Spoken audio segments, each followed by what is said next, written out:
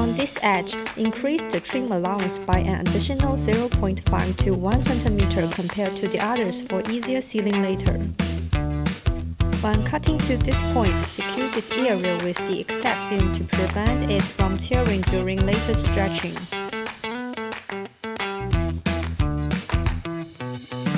Pull the film into the groove, using its stretchability to fit it inside so it fully covers the entire groove area. First anchor it at one point, then secure one entire side, and smooth it out with a squeegee. Please use squeegees for car wrapping film during dry color PPF installation.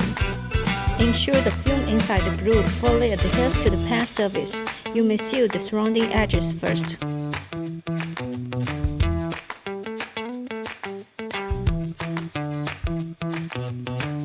Begin smoothing the film at the bottom of the groove with the squeegee.